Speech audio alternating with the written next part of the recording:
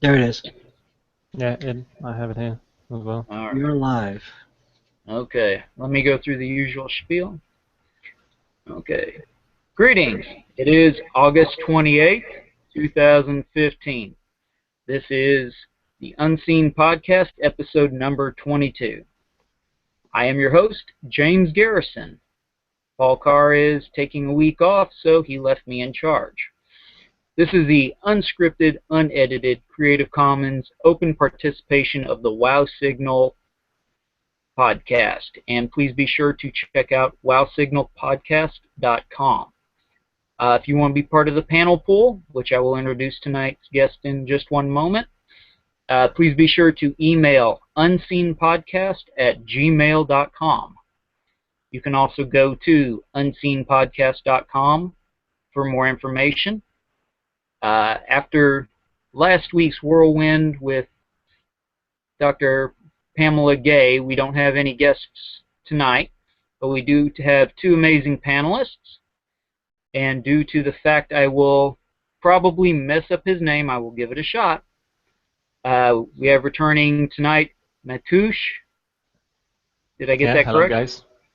It's good. It's good. It's good. Not bad for an American. Exactly. Okay. And we have Pat Fest.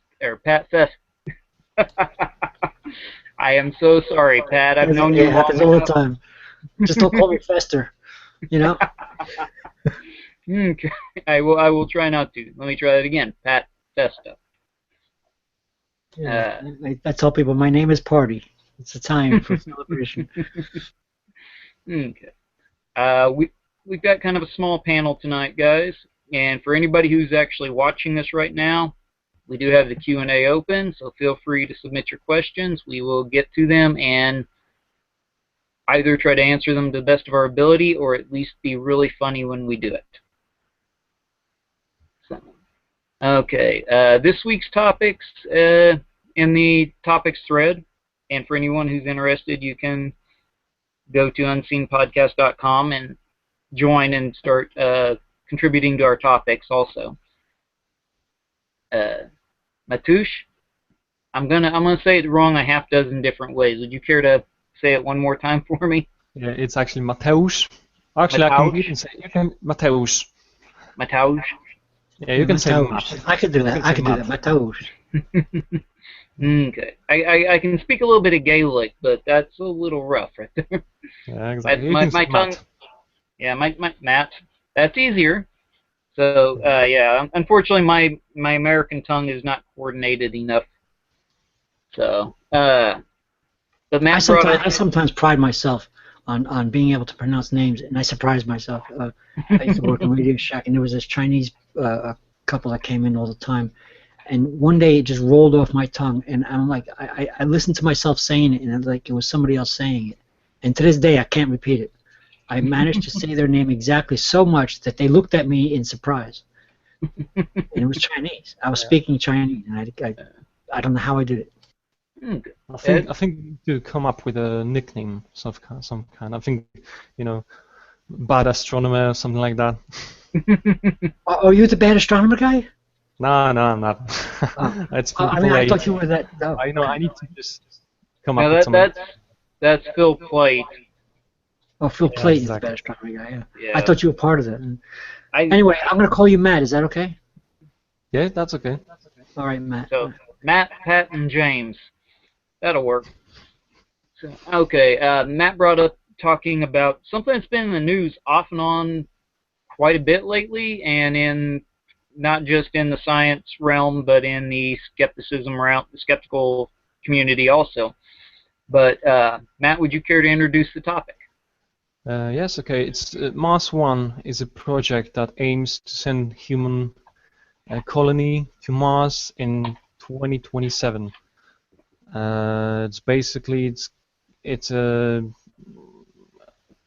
project. It's starting basically they're starting from scratch. It's a Netherlands company that basically is getting money from a Kickstarter, something like that. They aim to send people in 2027 I think they actually started. They wanted to send robotic mission few years earlier and follow up with a colony of people. They actually, the problem about the Mars One project is they more ambitious than the NASA itself. NASA is planning to send humans 2030 or later. Mars One was aiming to send people in 2027. That's actually too much, too more ambitious than the NASA itself. It's the whole thing about Mars One is you're going one way. You're not coming back to Earth. So anyone who wants to join the project to be an astronaut and go to Mars, it's not coming back. Yeah. I think 200,000 people applied to be to be on the one-way trip.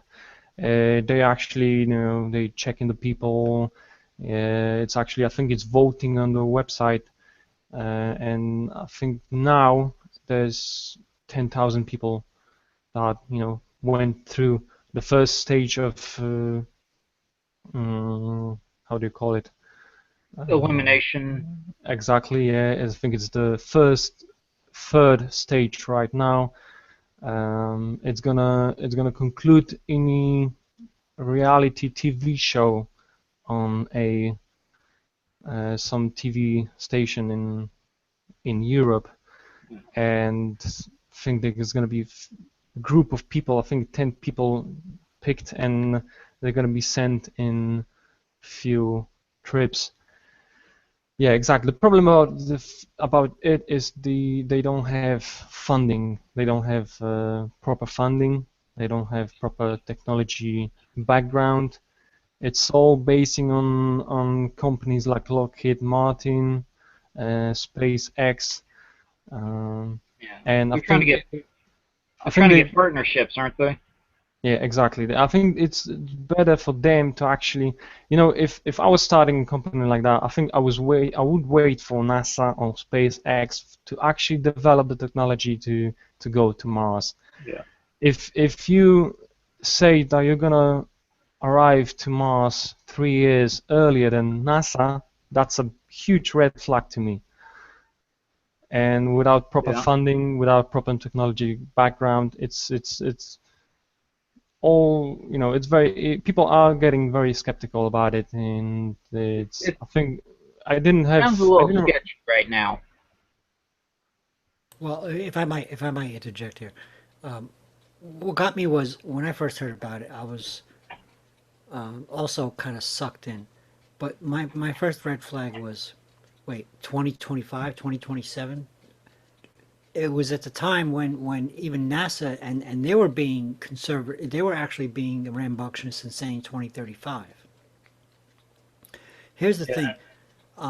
What I saw in the positive was they actually have these private space companies like SpaceX and everything building these things in order to. And again, excuse my ignorance about the actual details, but the point is they actually have some backing. But we're talking about starting a project that they're telling people it's a one-way trip. Now, this sounds a little strange to me. First of all, they're telling them it's a one-way trip. It sounded to me like a fundraising project, and they're calling for people all over the world to sign up for this, and a lot of crazies have signed up for it. Now, mind you, there are legitimate people that signed up for it, and again, in their favor, I'm going to say that they actually did test these people, and they were rounding it down from down to the last 100 or something like that. But the thing is, they were so. In other words, it's too rambunctious. There are dangers. There are obvious dangers. Even getting there, and let alone being a one-way trip. If you want to volunteer for a one-way trip, that's all. It's all more power to you. But the point is that right now NASA and all the space companies, the SpaceX and Boeing and all the science affiliates are looking at the dangers and the radiation and things like that. They're all trying to solve the long-term exposure ideas. These people, Mars One mission, it's almost as if they said, "Oh yeah, we'll worry about that later. We'll just get these people to sign up for this." It sounded a little ridiculous to me. Yeah, Hmm. exactly. You know The what? fact that they were so rambunctious to Yeah, say it that kind they of were going to seems do it like before NASA was going to do it. I'm sorry, there's something wrong with this. This sounds like almost like a get to space quick scheme, get rich quick scheme, kind of thing.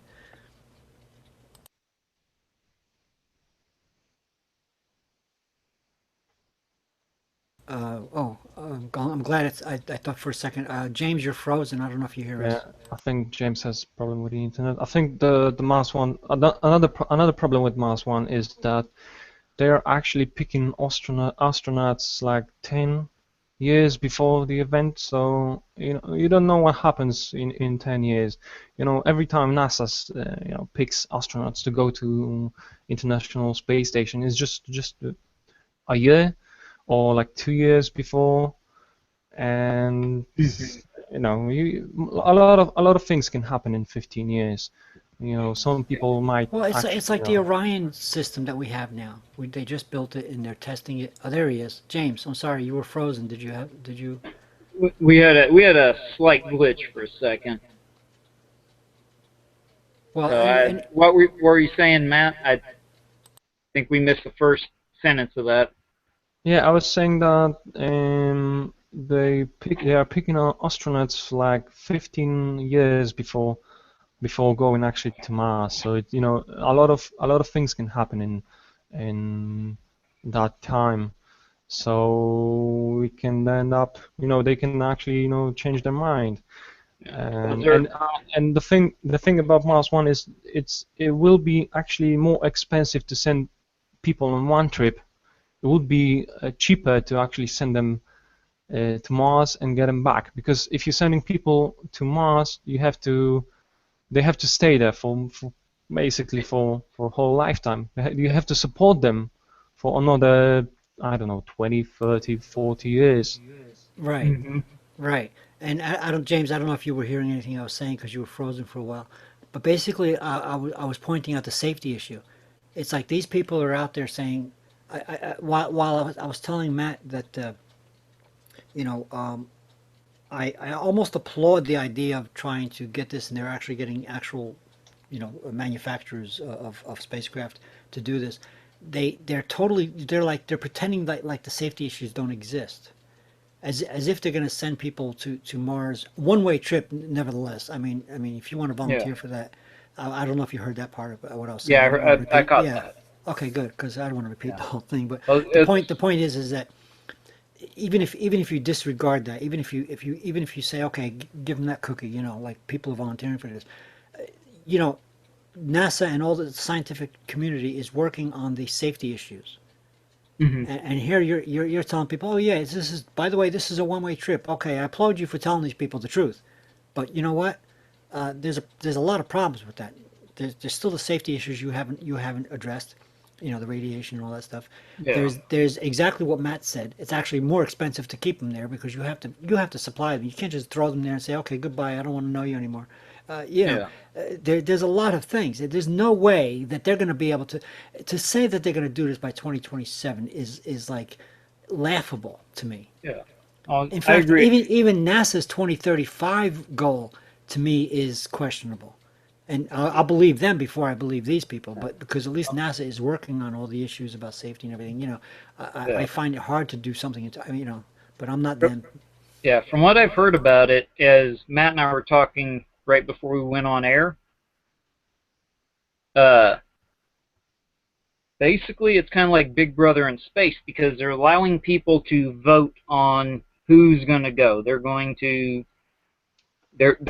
making it a lot more democratic, more or less, than any astronaut, cosmonaut, or any other space agency would even dream of allowing their program to be.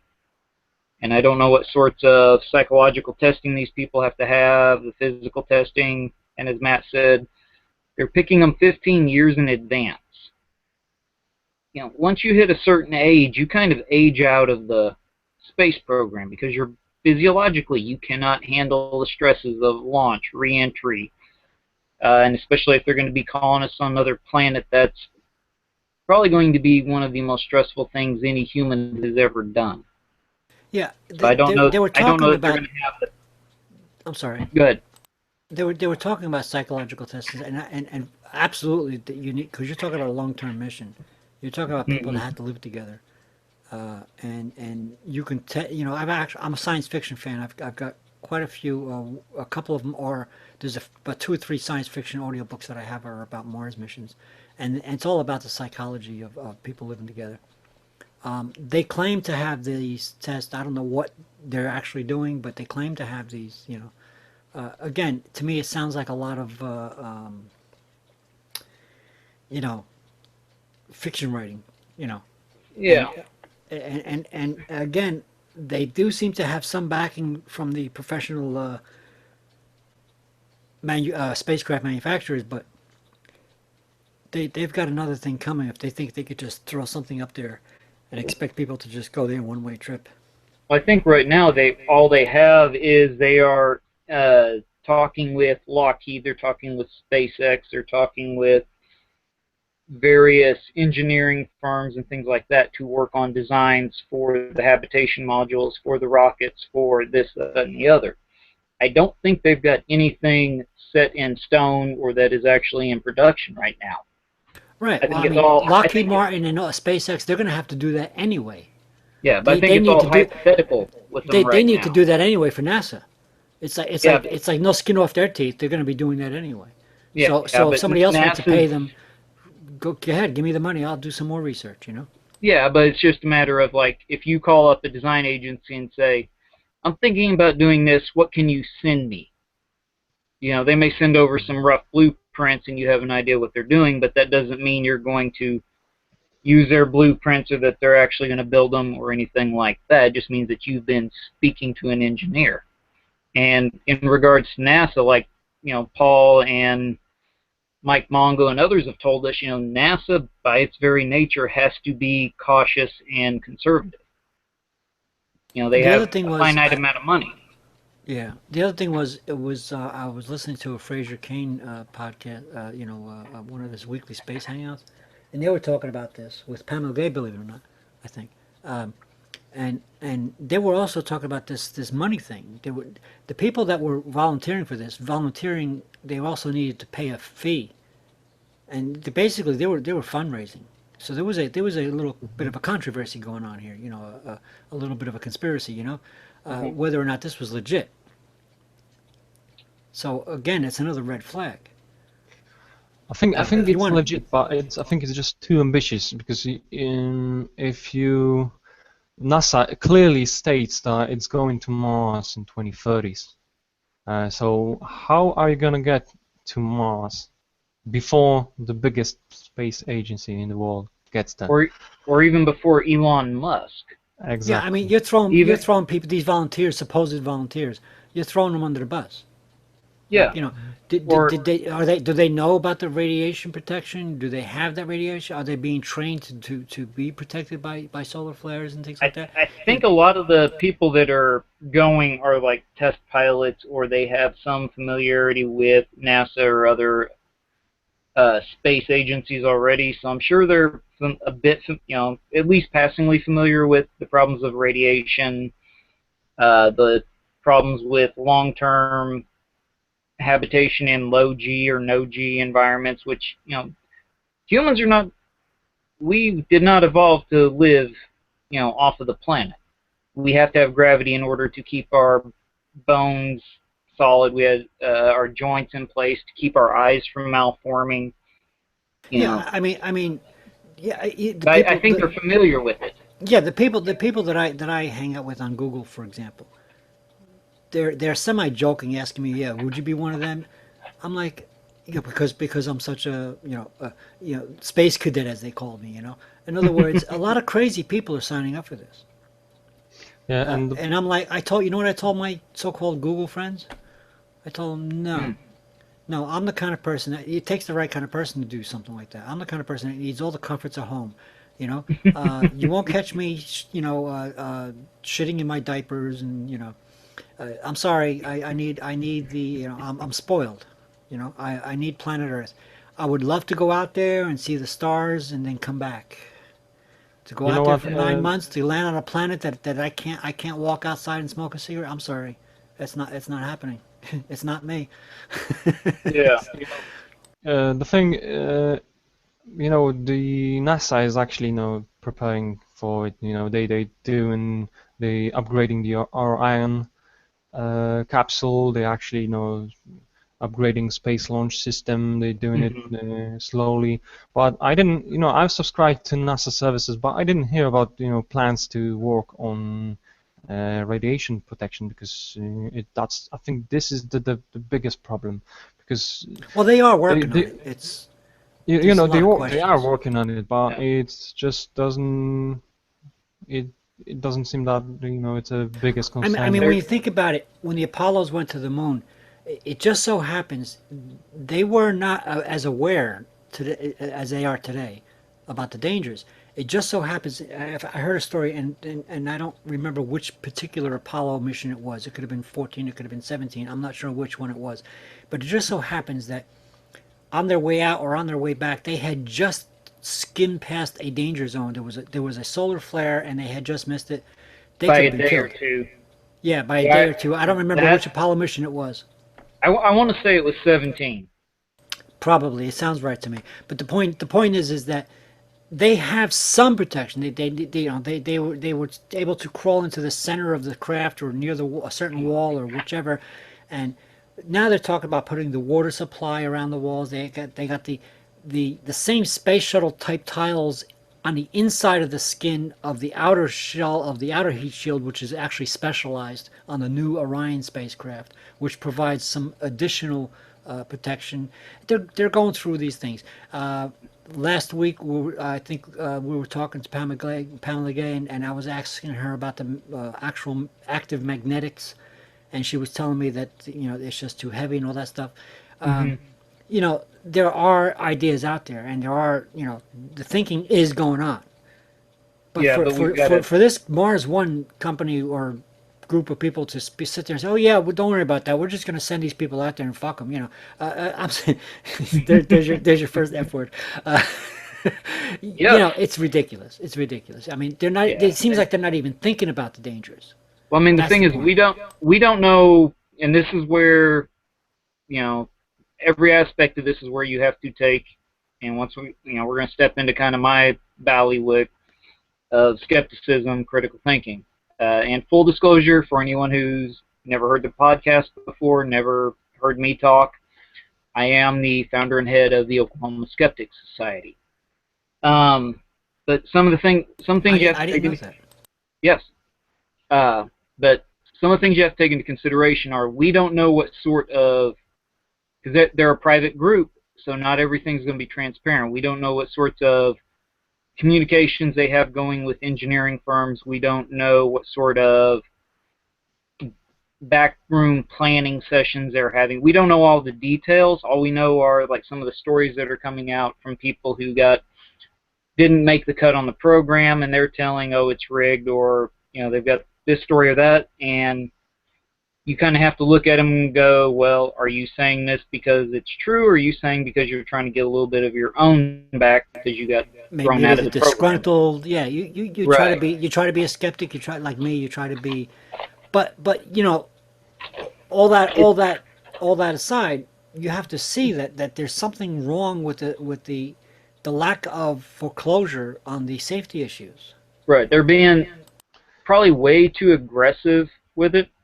And I think Okay. if NASA was sending people to Mars on a one-way trip, I think I would be, I think that would be safe. So, it would be, Hmm. after years they would be covered. They would be get supplies. They would be getting supplies. Yeah. But if a private company sends people to Mars, you don't know what's going to happen to a company. You Right. don't know. They could If go they're out of gonna business halfway there. exactly if they're gonna be left with no company, protecting them, I think probably the NASA would be Yeah, the one Orson that And Scott Card. That's all I can tell you. yeah, the Ender's Game. Yeah, I got the first and the third book. I Yeah. don't have the second one right now, but But my view on the whole colonization of Mars is, very noble goal. The way humans are, yeah, we probably need to do it pretty soon. But I would say start with a colony or at least a station that's lunar based. That way, one, we're not having to deal with such high fuel expenditures of sending supplies. Uh, if you have a big enough facility, you can hydroponically grow all the vegetables and everything else you need. Encourage study into lab grown meat. That way, you don't have to actually try to haul meat all halfway across the solar system. Well, There's a we've lot been of doing things. things with sustainable nutrition since the beginning of any wars. Yeah, but this is There's a stuff whole they could subject do. on that, but I won't get into the details. Yeah, But the I mean, point this is is stuff that they could do on the moon. you don't just send people on a one-way trip and say goodbye. You It try depends on to who they are.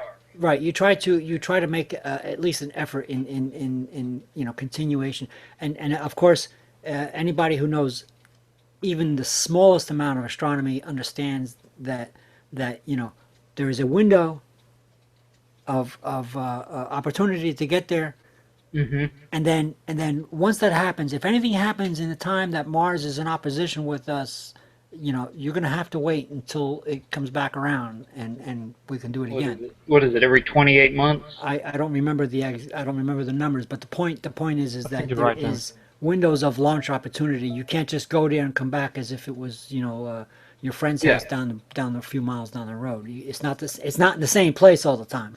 Yeah. So there's these things that this Mars One seems to be brushing over as if it was like, oh yeah, don't worry about that. You're just a bunch of idiots. We don't, you layman people just don't worry about that. We'll worry about that. I'm sorry, no, that doesn't work with me. You got to tell me what you're trying to figure out here. In other words, I want to know that if you're sending people there, they're going to be, I understand there's dangers, and if they're volunteering for the dangers, fine. But if something goes wrong, I need to know that you're gonna do everything you can Okay. to alleviate that problem, whatever. And I understand that that Mars is not going to always Well, be in the same place and all that stuff. But if you're yeah. just going to sit there and say, yeah, by the way, it's a one-way trip, I don't want to know you anymore, you're already putting a red flag in my head about you, you know. Yeah. Well, we got a couple interesting questions here that have come up from viewer Paul Carr. One of the questions he has is, and this is kind of an interesting thought. I think he's hinting that he wants to go to Mars. Paul Carr, who's he? Yeah, but hi Paul. He one of his questions is, why not send high fitness older people, which somebody who's a little bit older, 50, 60 years old, I would imagine, in pretty good shape. But it says they don't expect to live as long, which would mean you don't have to supply them on Mars for quite as long. I don't know. So, It sounds to me like a death sentence. well, I mean, if they're already older, say 65, 70 years, they don't have that much longer to live anyway. So, I think I mean, it's kind of we can yeah, we can send billionaires there actually, so they can use actually the money to spend all their money to the project, and that would be, I think, better than sending every people possible. yeah.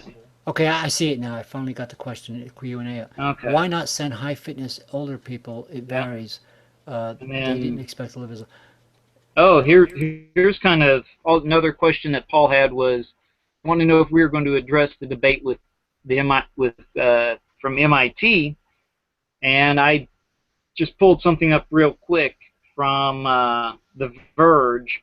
They're not too bad, and it was Mars One debates. CEO Bas Landorp still doesn't have a plan. Let me see, skim through it right quick. For I think space enthusiasts, the showdown. if Go the ahead, person Matt. if the person who runs actually on during the debate, I think the Bas Landrop said it's science fiction. So if the man behind the project says it's sci-fi, that's another red flag for me. Mm-hmm. I mean, when it comes to Mars One, oh, okay. Now, apparently he Landrop did a bunch of either straw man arguments, or he was basically lying about the qualifications of your critics. So I would say we'll put a link to the Verge article, because it's fairly long, but pretty interesting. Just from what I mean, there's way too much for me. This would be a podcast in and of its own. But yeah, when you're talking about red flags and things, I mean, this whole thing, starting with Kickstarter, which nothing against Kickstarter, but when you've got a project that's this massive and you've got all these logistical issues that you've got to deal with, you know, that kind of makes your skeptical radar go off. The automatically assuming it's going to be a one-way trip, you know, just telling people, hey, we're going to send you to we're going to send you to Mars, we're not going to bring you back. Good life. You know, That's kind of that's the whole that's thing. a little hinky. Yeah. A lot of letting people pick who is going to be in the program. That right there is probably the biggest thing that makes me think that there's, I don't want to say nefarious, but something a little bit not quite above board going on here. It's a little bit too much like Phineas and Ferb. I know what we're going to do today. I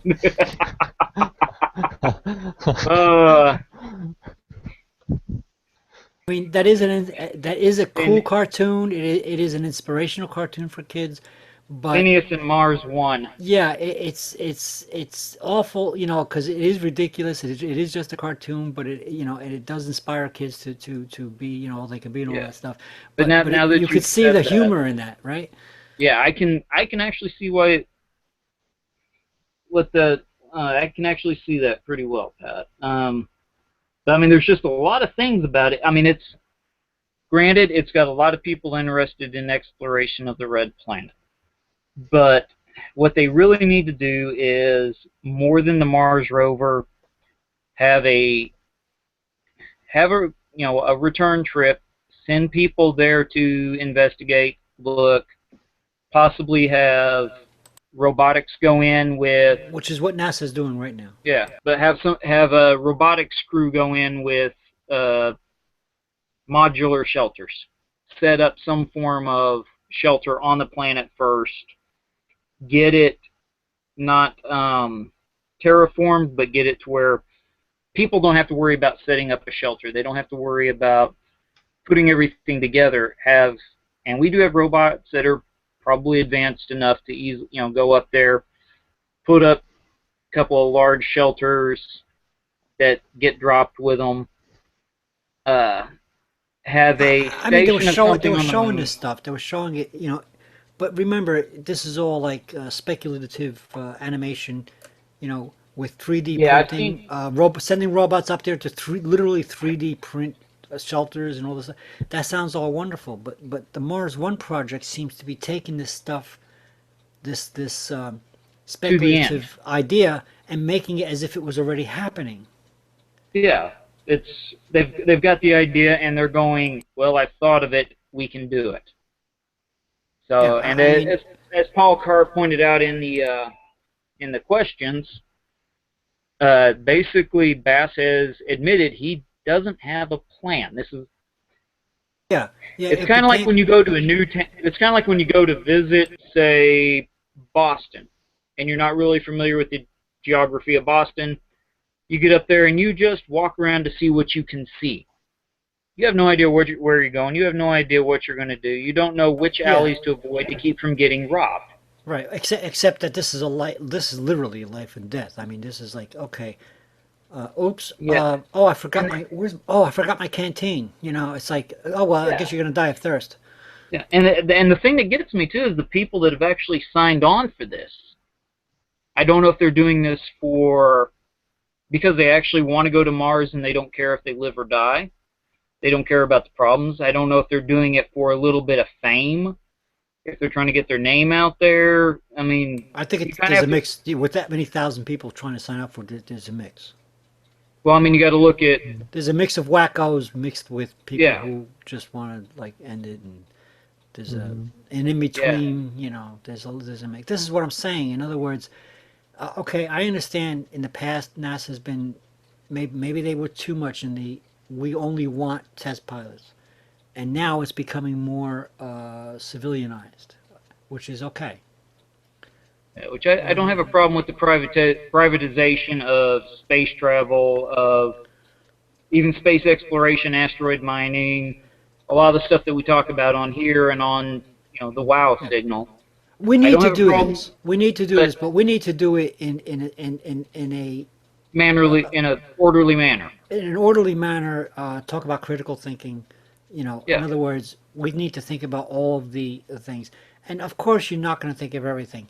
But the idea of the way Mars One project seems to be working is they're throwing away all the safety issues, and I don't give a shit about them. Let's just put this out there and see who wants to go.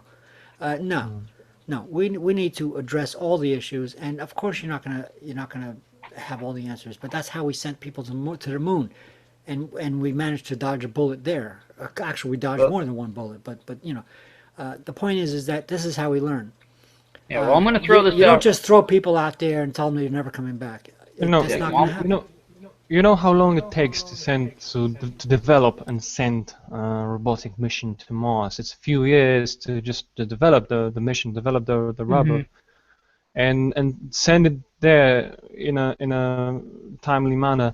And they're gonna send like habitats, few people. I think it's just it's not gonna. I think They're I'm gonna rushing it. yeah, they're rushing it too quickly because They it's want to do it even tomorrow night. They want to go now. They want to get in the car and fill up the tank and go. Okay.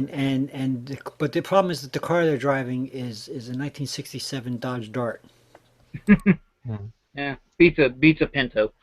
I'm gonna throw this out right now. If anybody who listens to this is any way, shape, or form affiliated with Mars One, contact us at unseenpodcast.com. Get a hold of us. Let us know. We will have you on. I'm pretty sure we can find a way to set up a special hangout night, and you guys can answer these questions that we have. So, we've got another question, once again from Paul. He's asking if NASA is too risk averse.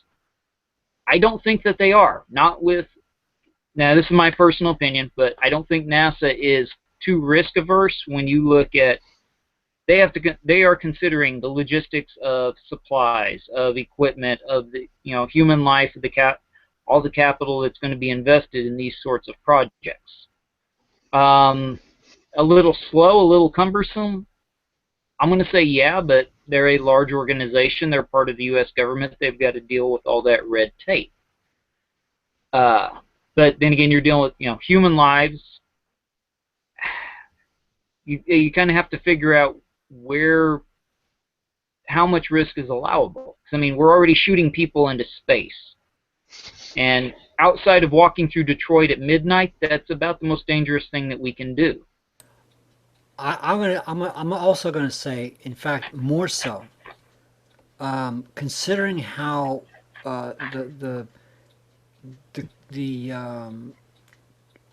conspiracy-ridden space shuttle missions have become, I would think that NASA has compensated, and I don't think they overcompensated. In fact, I think they should have been this far a bit to begin with. They are not risk averse. I think they are risk aware. I think they are now actually doing things right. Whereas I like during the that space phrase, shuttle Pat. program, they weren't doing things right. They were brushing things under the carpet. They were saying they were doing what Mars One is doing right now. Well, I mean, the early days, admittedly, was the Wild West of the space exploration program. We were using essentially stolen Nazi technology to get people into space. Yeah, I mean, but we had Nazi. I mean, to say that they're risk averse. In other words, the word averse, I think, means I actually like risk. I like risk aware. That's actually a really good risk aware. phrase for Yeah, what they're doing. I actually looked it up because I wasn't, an English major, so I actually went ahead and looked up the word averse, having a strong dislike or an opposition to something. So Paul Carr is basically asking, does NASA have an opposition to risk itself? And yes, we all need to have an opposition to risk, to come up with the critical thinking, which is a part of this podcast, to critically understand what the risks are and to try to minimize those risks, Yeah. and yet accomplish an amazing thing. Yeah. So you have to be Well, risk averse in some And form yeah. in order to accomplish something safely, and you're concerned about your fellow human, in order to do it right. This is where again Mars One project is another red flag, because they seem to be don't give a shit. NASA is funded by public money, so they cannot spend public money on a very risky mission that doesn't have a technology yet. So Yeah. basically, I think if they even spend $1 on the mission, that would be just a big red flag, and actually public would be furious. They would get lynched. Yeah. Well. I just want to know one thing: who is this Paul Carr guy anyway? I'm sorry, I had to stick that in. Oh, it's fine. Papa Bear's out of the house today. But he did point out he wanted to see about comparing people who went west 150 years ago. Ah, yeah, those people, they were, they took a lot of risks. They went through some kind of unknown territory, but they still had a plan. They still had, a supply line. And it wasn't that they just went straight from the Ohio River Valley Basin to California, which 150 years ago, California was already habitated. The Spanish had been there. You had native tribes. You already had people who had ended up on the California coast. But the thing was that it wasn't just a one massive jump. There were government forts between, like I said, just Ohio River Basin, California. There were forts. There were military encampments. There were military patrols. There were ways that the people, I mean, it didn't always work out. Yeah, sometimes the wagon trains got ambushed. They got destroyed. People got killed, taken. But on the other hand, it was a more calculated risk. They kind of knew, okay, if we go this many miles a day, we'll reach, Fort Gibson in 5 days. We've got enough food, water. We've got everything we need to Right, cover there that was some distance. calculation going on, and there was Yeah. definitely risk. I mean, you Yeah, do it have to wasn't. take risk. You But do have that's to why I was take risk. saying we need to have a base or some form of support structure on the moon. Right. That, There was, there way, was, there, but you didn't have, the risks here are enormously more. I mean, we're talking about not being able to step off your wagon train and breathe the air.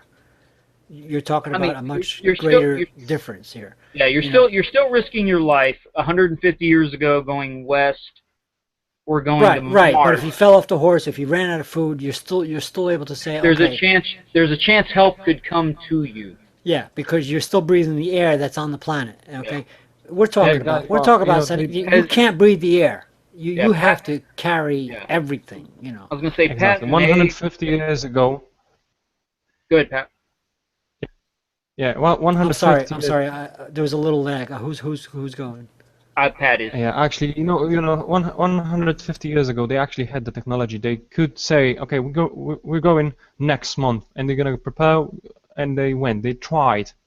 Hmm. Today, we couldn't say, oh, we're going in a month. We're going in we're gonna try to go in 10 years, 15 years.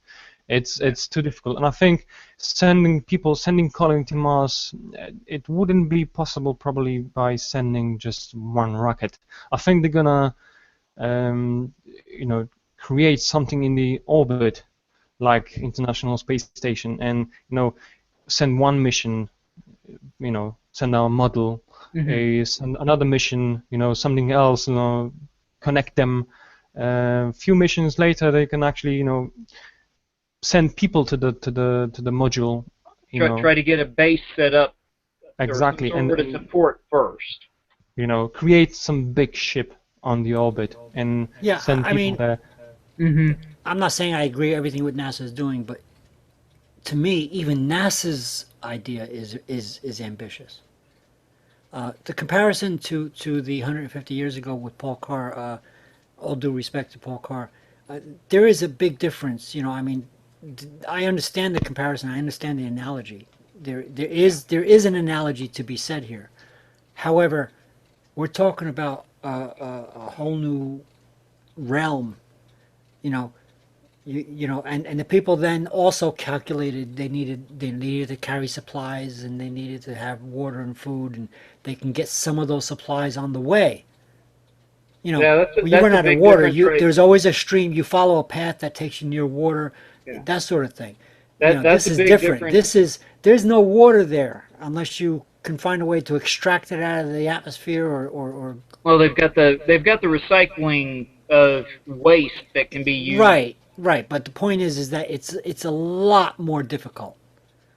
Yeah, if you have any technical problems on a spaceship, you're boned no matter what you do. Whereas, if your wagon breaks a strut, you can normally find something to fix it. I was absolutely amazed during the Apollo 13. Now, I was a young teenager, maybe 12 or 13 or 14. I forget exactly how old I was. What year was that? And I'll tell you how old I was. I would run home and drop everything I had in my hand and turn on the TV. The fact that Grumman and what was the other company made the space capsule and the lunar module, two different companies made those two vehicles. Lockheed? Is it Lockheed and Grumman made? I think Grumman made the lunar module, or was it they made the space capsule? I forget which is which. In any case, I don't know off the top of my head. Okay, Lockheed made one and Grumman made the other. And the fact is that they both had proprietary systems of their CO2 scrubbers. And because of the explosion, because of the damage, not only did they have to continue around the moon in a figure eight, because they couldn't just turn, people think they could just turn around and come back. No, it doesn't work that way. They literally had to go around. They also had to figure out how to adapt one proprietary company's system with another company's. And it just so happens they had some duct tape. That's the famous story about that. You could fix anything with duct tape. They literally duct tape one company's system to the other. Hey, I'm a farmer. The whole world was held together by baling wire and duct tape. I got duct tape on a corridor, but the point is that I was absolutely amazed about this whole procedure. The whole. So you can't just throw people to Mars and say, by the way, you're not coming back. You can't do that without some sort of support system. You can't throw them under the bus. Yeah, I agree with you 100%, and it's one of those things that it's not like they can get off it's not like they can step off the ship and actually breathe air, because they can't. Well, unlike 150 years ago, if you fell off the wagon train, you could still at least breathe air, and maybe just maybe you'll find a cactus that you can find some water in that you could drink. James said that. James said that. I'm just saying. In other words, there's a will, there's a way on this planet. Oh yeah. Go ahead, Pat. Or not Pat, Matt. Yeah, James, you said that they're retracting water from basically from urine on IS. But I think you wouldn't want it to drink your own pee for like 6 months traveling. I think they had to get take pretty a lot of. concentrated. I imagine that there'd be law of diminishing returns after a while. Yeah, exactly. Imagine how much water you have to take on a 6 months trip for like few people, or one person, or like two people. It's a plenty of supplies, actually. Food, water. It's just the ship traveling to Mars would be very, very, very, very big and heavy. I'm thinking a caravan. I think the first few thousand people that volunteered for this were just a bunch of I think, nutcases I who think didn't realize you know, what they were getting themselves into. I think I mean, I have a mug of water here, and I fill it up a couple times a night because I get thirsty at night. All right, Yeah. and I drink this all Yep. day long. You know, if I can't get up at 3 o'clock in the morning and drink this water, and then find out that it's empty and go to the refrigerator and fill it up again, I'm in trouble. You know, you ain't Yeah. gonna send me to Mars without that. Yeah. Go ahead, Matt. yeah, no, I want to say that it's just a effort it's a lot of stuff you need to send with the astronauts. It's just going to be very heavy. I was saying that the probable way to go is to construct a ship on the orbit and then send it to Mars, because you can it's not possible to send it in one It won't rocket. get off. It won't get off the ground. Yeah, You don't exactly. have. Won't be enough It will be too fuel. heavy. Yeah. No, I agree with That's you. why Like I said, I'm. that's why we didn't send New Horizons to orbit Pluto, because sending it hurtling through space, it was enough. It was very hard. But actually stopping it to orbit Pluto, that would be just, you would have to send so much fuel that it's just not possible. So it's the same thing Yeah. about Right, Mars. right. It's the Yeah. Was calculation of the mission said that, okay, we want to get this thing there it? in a certain period of time, but to do that, we have to be going fast. And to go fast, we have to do these things. But let me tell you something, when we get there, we're not going to be able to stop. So we need to take a lot of pictures on our way there. Yeah, it's Somebody like said that getting off the ground is the easy part. Stopping in space is the hard part. Right, right. So they designed the mission to literally do a flyby. And when they say flyby, they mean, whew, Yeah. and they designed it so that they can take a lot of pictures real fast and send the data back, in a very slow process. That's the idea. The idea, it's not like some people think. It's not like, Okay. like, oh, there's a problem. Oh, just stop the ship and turn around and come back. Nah, sorry, it's not like that. Okay. Well, Well, let's. guys, there is one. Sorry, I want to say one more thing. No, go There is ahead. one more project, Inspiration Mars, and they aim to send a couple of people, married people, to fly by Mars. And this is actually, it sounds, I think, better than sending a colony. It's, I think, but it's still, the date that they want to send it is actually 2018. It's still very, very ambitious. But Wait, I think you said even 2018? yeah, they actually Three- plan to three- send. 3 years. Yeah, that's if the date 2018 doesn't catch up, I think they're gonna aim for 2021. It's still very ambitious, but I rather send a group of people, to fly by Mars and come back. I think they plan to send it on 500 days trip. Yeah. Well, that's Well, the that's a thing is, normal It's still thing. Though. better than. It's thing just is, like we it's don't just know like our that- first. I'm sorry. I was going to say, we don't know that humans can actually make the trip to Mars. We have nothing to gauge it against. We have no way of knowing if people could tolerate being in that much of an enclosed space for the amount of time, not just to get to Mars, but on the flyby, on the orbital idea of coming back. That is nothing. We have no way to know that. You can put. I mean, you look at prisons when they put people in solitary for a month and a half. When they come out, they're stark raving nuts half the time. Right. So you're launching them, you're hurtling them through space where the slightest thing can go wrong. And so every astronaut has it in the back of their head somewhere that if something goes wrong, they're not coming home. So which is why originally when back in the 60s when the NASA started up, it was a military thing because you need a certain amount of military aptitude. that discipline that they have. The discipline that says this is survival, that sort of thing. That's understandable, and there is a civilian thing about it too, and you want to be both. But yes, it's just like with the first lunar missions were orbital to see if we can do it, to see if we can go there and come back. we're afraid to step down on the surface yet. You know, that's a scary thing to do. It's already scary to go all the way out there and come back. Hey, I've But seen we Star need to Trek. do I know what happens. right. We need to do the same process. We need just like Yeah. Matt is saying. We need to do the same We- process. we need more we need to do information. the orbital thing with a couple of people or two or Yeah. three people, and come back. You know, do the orbital thing to sort of test the water. You know, put your toes in the water. You know, wade in the pool. We need to do that. We humans, we have a need to yeah. do that. You We can't need just more jump data in. points. You can't just dive into waters that you don't know about. Yeah, we need You know, more data NASA, points before we make a suggestion, before we do it. you know, NASA had a lovely plan in the 70s and 60s. You know, they were sending separate missions like we're gonna orbit Moon. We're gonna orbit Moon for like 2-3 days. We're gonna make more orbits. We're gonna send people. We're gonna send people Exactly. orbiting Moon. Then we're gonna send people on the Moon. Then we're gonna send on a longer mission. It's Yeah. every It's mission exactly is what I'm saying. something better, and it's a pickle that they stopped at one They- point. I think They if proceeded if, in if, logical yeah, steps. if they continued back then, I think we would be on Mars. Well, now. yes, Yeah. probably. But the point is that that's the same. It seems old fashioned, but that's exactly what we need to continue to do.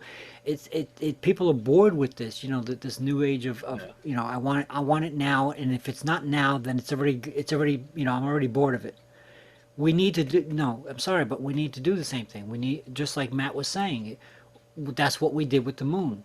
We need to do the same thing. It's actually a human essential that we need to test the water to see how cold it is, to see how hot it is.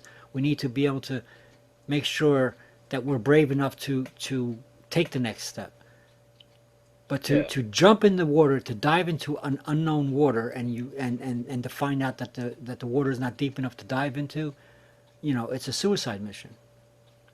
So yeah, you need to know. And You need to test the water, to the Yeah. orbital Well, the thing thing is- with a couple of people to orbit and come back, and that's the way to go. And the Yeah. Apollo missions are a time-tested method to do that.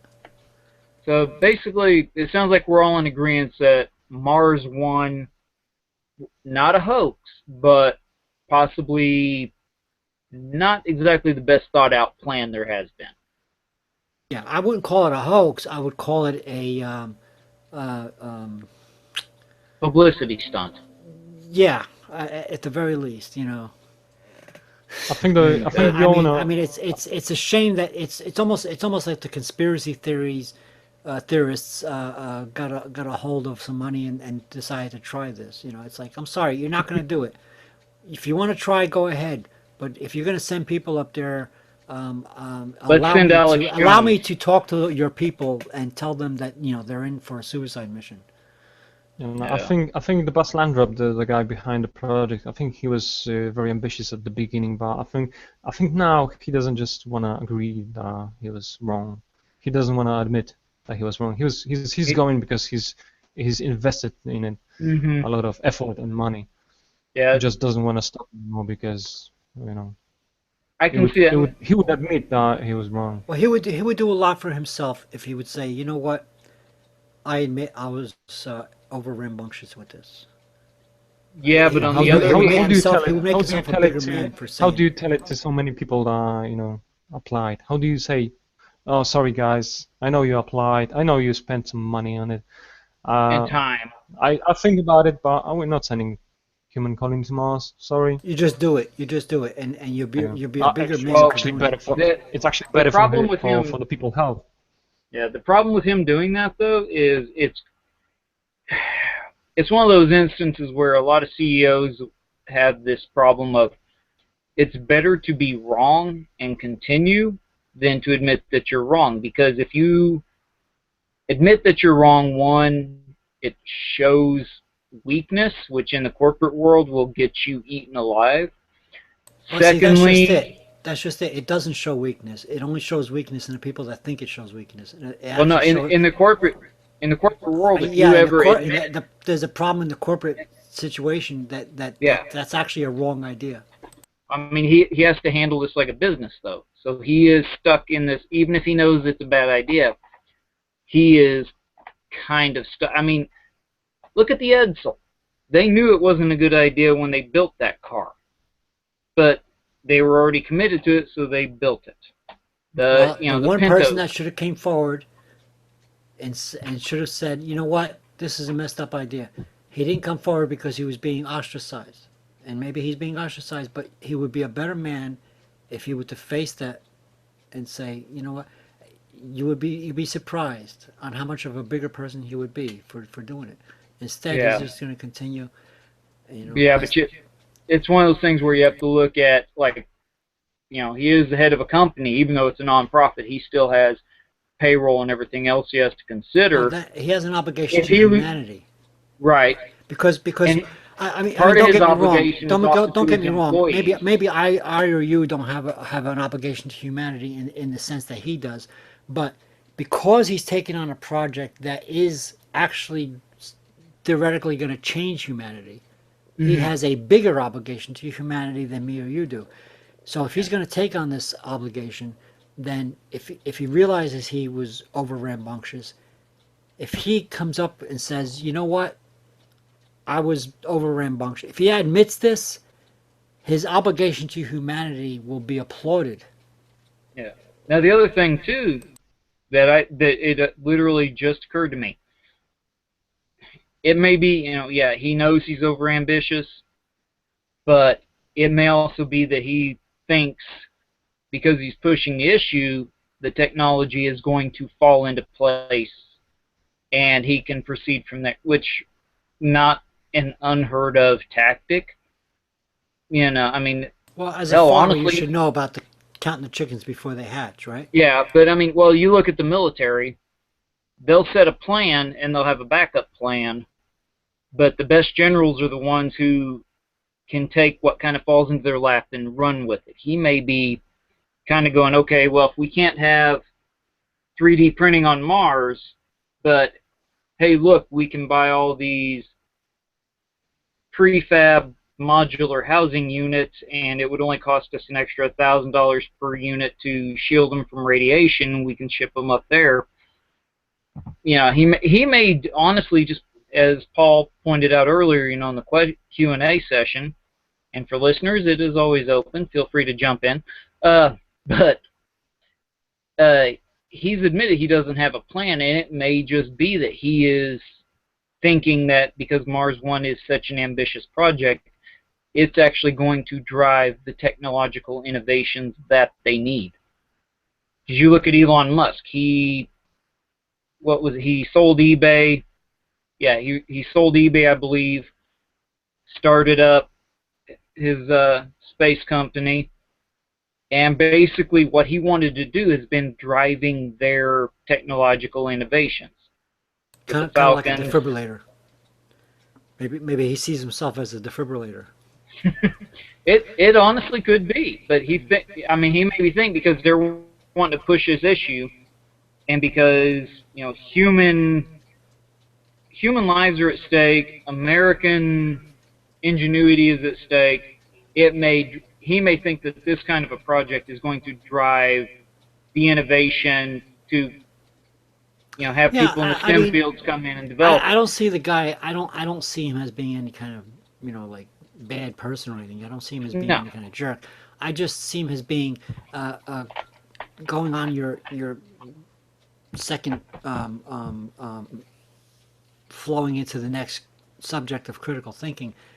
This is all about critical thinking, and the idea that he didn't think through this is about critical thinking, and the yeah. critical thinking that coincides with thinking through the safety issues and stuff like that. This is all about critical thinking.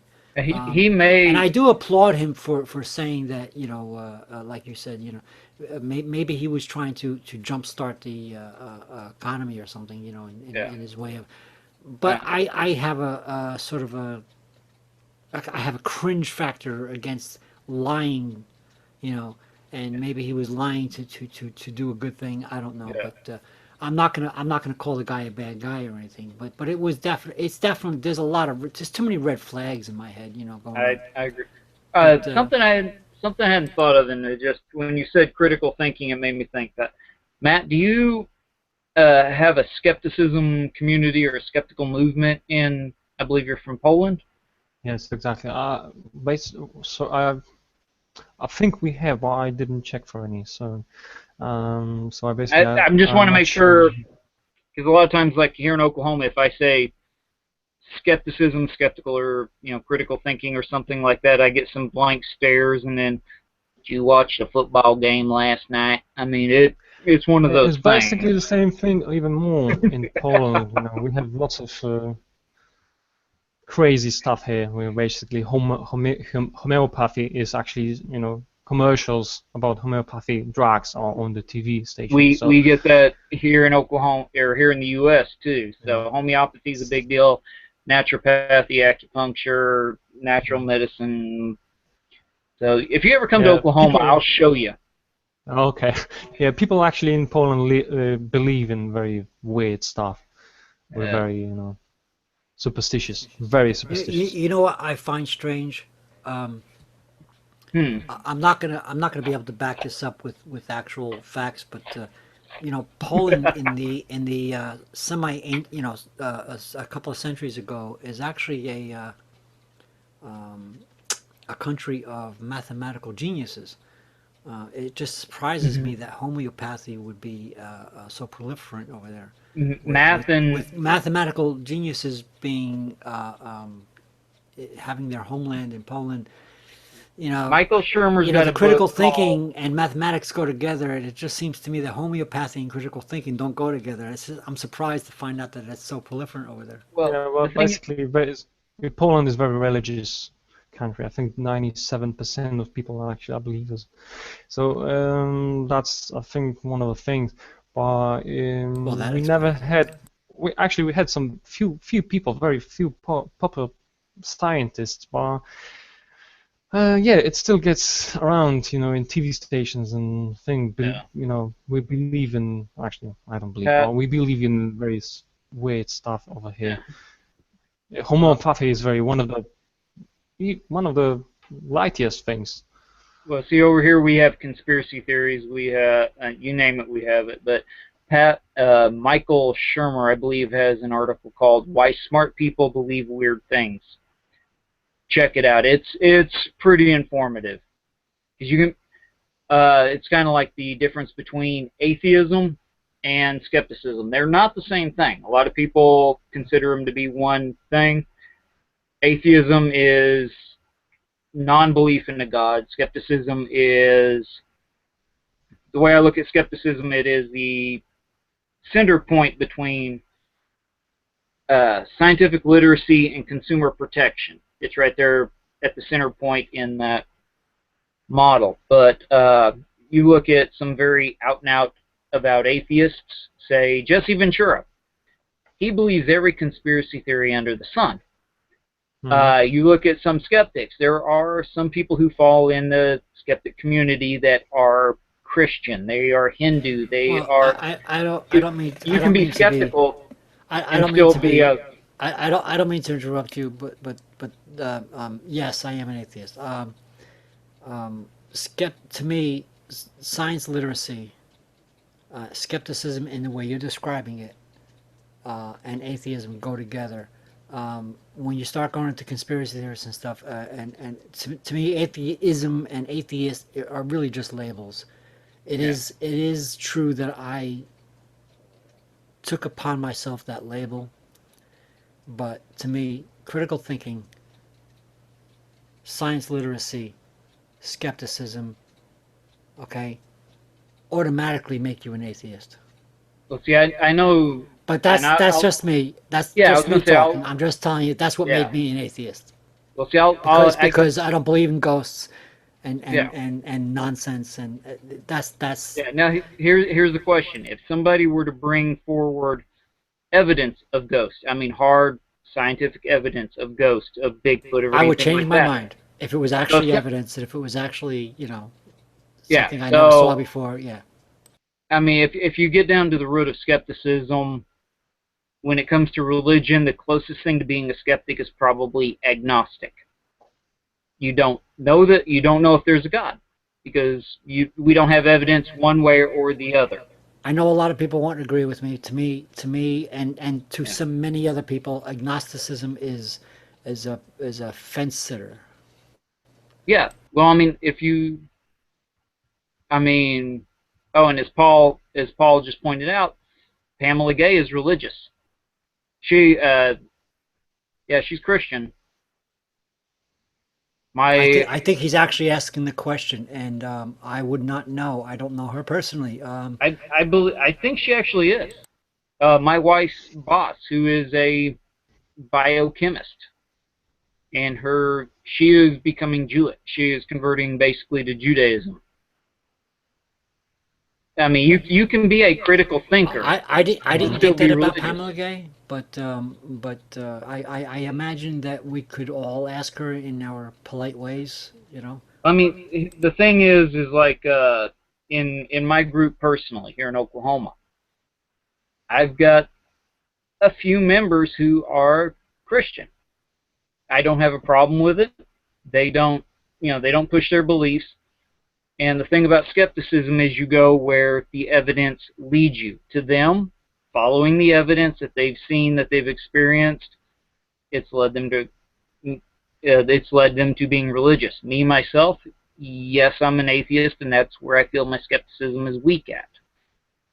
But I don't hold, for the most part, I don't hold somebody's religious beliefs against them as long as it's not influencing public policy. It's not influencing, they're not trying to shove it down your throat. Yeah, yeah. Uh, It's about being a good person and yeah. having it. You know me. I'm all about science literacy, critical thinking. You know, Yeah. and generally being the old-fashioned saying of do unto others, but actually Hmm. it came from an actual saying of don't do unto others as you wish them not to do unto you. Yeah. It changed But into the other thing, but I mean, that's the actual statement. So yeah. it became of that moral thing, but that's where I'm coming from. Yeah. But I mean, in You're gonna terms of, hear you're gonna hear all kind. Again, we're all individuals, and I can't speak yeah. for all atheists. And you just told me that you were an atheist. That's fine, but yeah, to me, my skepticism, the word skepticism to me means a lot more than it might mean to some other people. Yeah. Well, I mean, Because the scientific method is in of itself a skeptical idea to say right. But if, to question things, to question authority and to stuff like that. That's what yeah. skepticism is to me. But I mean, the thing is, if you find evidence, and that's the key point to skepticism, is you go where the evidence leads you. A true skeptic. Now, when you hear vaccine denier, or when you hear vaccine skeptic, climate change skeptic, those people aren't skeptics. Inhofe, my one of Yeah, my obviously, senators, they're just they're conspiracy deniers. theorist nonsense Exactly, because asswipes. Well, science is they're actually, yeah, they're deniers.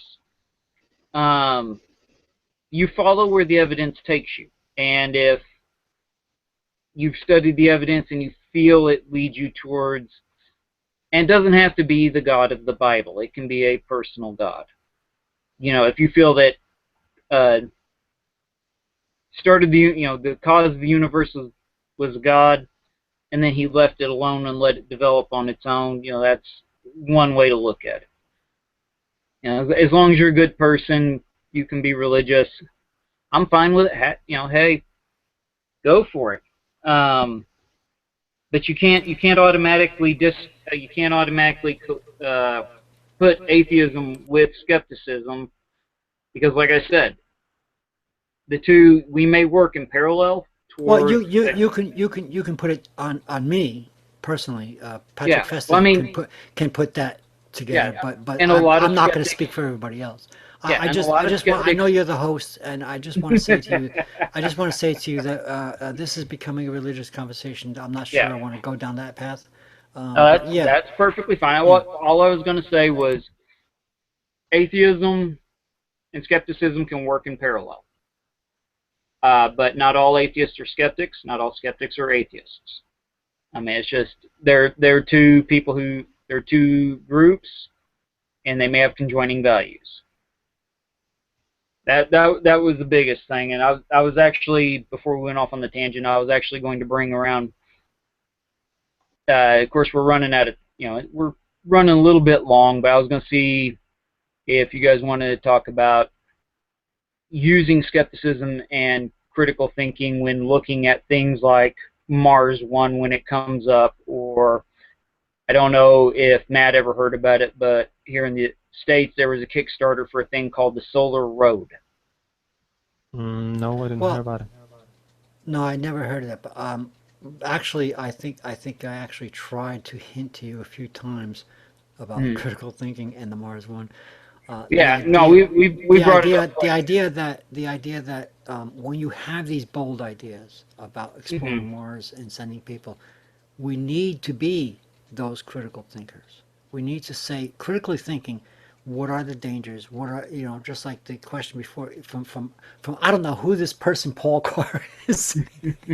I'm sorry, I keep making that joke. We know you, Paul. I'm just poking at you. The idea. You sure heard what he was saying before we started recording. Yeah. In other words, the critical thinking of realizing the dangers and the critical thinking of not being like Mars One, like, oh yeah, we're going to do this tomorrow. No, we're not going to do this tomorrow. We're gonna think about this. We're going to think about the dangers. This is the critical thinking skills that I think I tried 3 times or 4 times to try to move this this conversation over to critical thinking. I'm sorry that it became religious, and I apologize for being part of the, because I am an atheist, and I know you are too. But no, to me, it is part of being an atheist. It's about the critical thinking, because I do think critically, and I do see the bullshit. I have a bullshit detector, and my bullshit detector is a lot more sensitive than a lot of other people's, even other atheists. And that's what it's about. When you're talking about putting people's lives on the line, when you're talking about doing a bold mission like sending somebody to another planet, you do think about the actualities of physics. You do think about, Mars is not always in the same place, and we have a window to get there. This is critical thinking. Well, I mean, yeah, that is part of critical thinking, but another part of it is just the fact of realizing the things they haven't talked about, bringing up the logistics of supplying these people, how they're going to take care of them, things like that. Yes, They really haven't. So that is something that critical thinking would make you kind of go, okay, wait a minute, why aren't you talking about this? Why isn't this as transparent as we've asked? So I'm actually waiting for the people behind the project to actually say, sorry guys, we were wrong. We're not going to go through the next phase. I think it's time to stop. If they do that, they're going to be a hero to me, because it's a very hard thing to actually admit that somebody was wrong, and they admit it take them a lot of effort and money to do that, and now them saying that it's not going to happen, that could be a very, very good thing, and I'm actually waiting for it every day. I also want to point out, Paul Carr did say, again, who is this guy? No. Do any of you have blind spots, biases, and delusions? Blind spots and biases, yes. Delusions, it usually takes somebody else to point out somebody's delusions. Yeah. No, I do have, I'll admit, I've got biases, I've got blind spots, I've got delusions. My delusion is I think I'm handsome and funny, but biases, yeah, I know I have them. I try for the most part to overcome them, but they're going to creep in, and I am a human being. I naturally have biases. They're going to show up no matter what. Absolutely, yeah. I think we all have blind spots. We all have biases. We try, being the critical thinkers that we are, we try to recognize our own biases. We try to recognize our own blind spots in order to apply the scientific method in order to avert those. As far as the delusion is concerned, I think sometimes, I think more often than not, it takes somebody else to point out, my delusions Yeah, as it takes it. But yeah, yeah. yeah, I'm sure we Now, all have. now the thing on the blind spots and the biases is sometimes you can use science to actually hide those. If you think that you're collecting good data and you don't realize that you're missing this over here because to you it's not important, whereas, okay, let's just go genetic research. If you're looking at one set of genes to see how they influence eye color, hair color, something like that, and you don't realize that there's a cascade effect in these genes, then you're going to have a bias or a blind spot over here, Yeah, and you yeah, may think you're doing good science. So even in science, there are blind spots. So yeah, yeah. Well, that's why we have peer review, and that's why we. Yeah. I'm sorry. I know you're the host. I just wanted to point out Matt was saying that he has to go soon. yeah, I was getting ready to say we'll go ahead and wrap it up here in just a minute because I think we've been running for about an hour and a half. And Uh, for two topics and three guys, I think we did pretty good. We only had what, three major rants. yeah, basically Mars 1, skepticism, and Yeah, atheism. and I just just want to know one thing. Who is this Paul Carr guy? I'm just wondering if anybody's keeping track on the drinking He's a game. fan of our podcast. Well, No, apparently He's a we fan have of our podcast. here's the thing. I'm happy we have an audience of at least one tonight. So, okay, well, we're going to go ahead and finish up.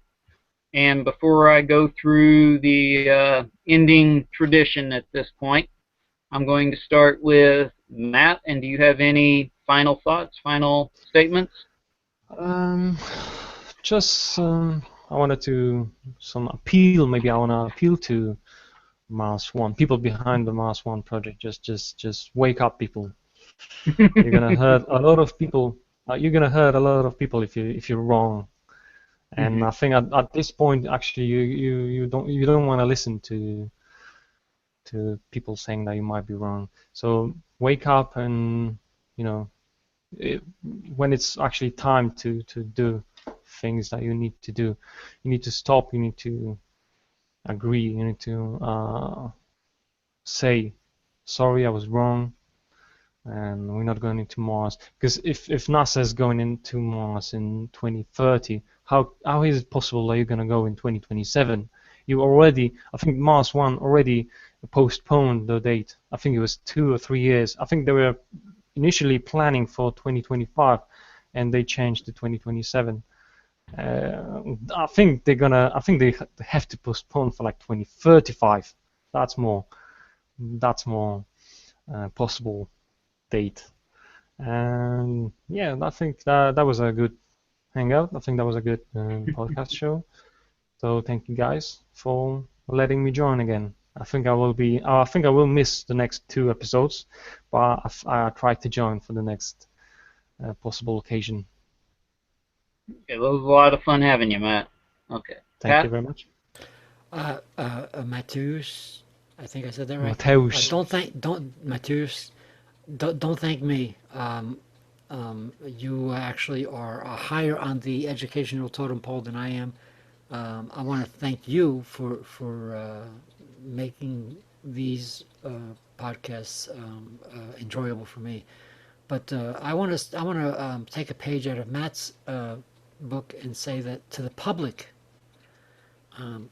about the Mars one. You know, think for yourself. Realize that if it sounds too good to be true, it probably is. That's an old statement from back in the days from when you were babies. You have to understand that if it sounds too good to be true, it probably is.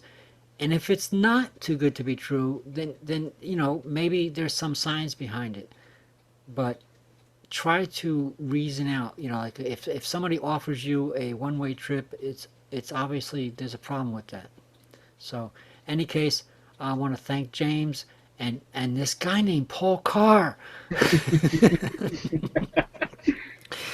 Paul, I know you're listening. I've been poking fun at you all night. I want to thank you again for making these podcasts possible. So that's really all I have to say. This has been excellent. Thank you very much. I think if it wasn't Paul, I think we wouldn't be here speaking about the topics that we covered today. Yeah, Paul's done quite a bit, and this community has gotten to be very diverse, very interesting, and a lot of fun. And because he's got the open format on the podcast, there's no telling what's going to happen or who's going to be in there. So yeah, it's a lot of fun. The fact that it's open is the only reason why I'm actually able to be part of this. So yeah, that's why I've been poking fun at him all night. The fact that he doesn't have a language barrier is one of the only reasons I'm on here. So, but I'm just here for the blue language and the bad puns. But but I would like to thank you guys for coming on this week, and it's been a lot of fun. It was nice to meet you, Matt. Good to see you again, Pat. Cool. James, you did a good job today, James.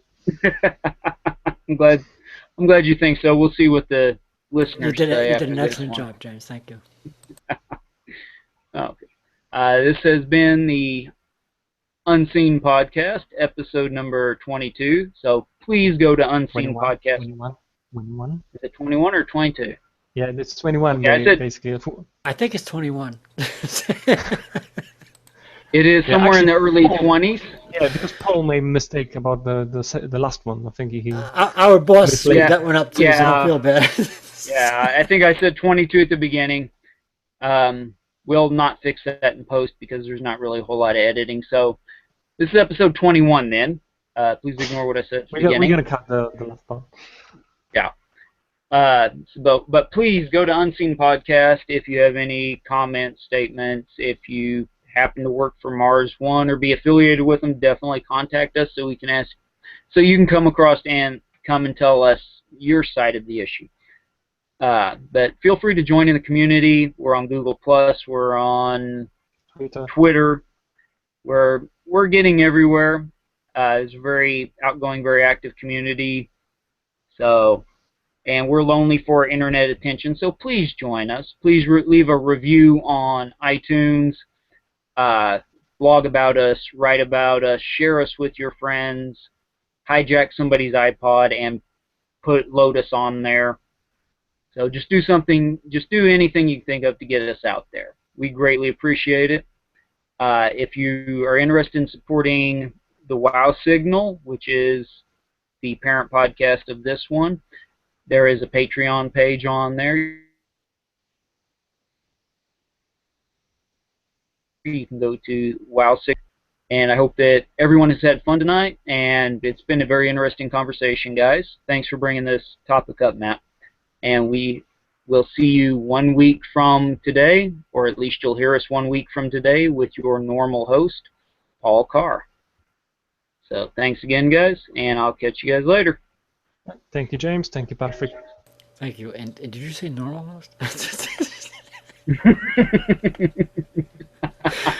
Oh, I am poking a lot of, in his absence, I am poking so much fun. Oh, this is too bad we don't have an outro, a clip show to go with this. He's going to ban me from the same podcast. Think, Pat, you've been on here with me. You know how bad I get. All right, I'm going to go ahead and stop it, guys.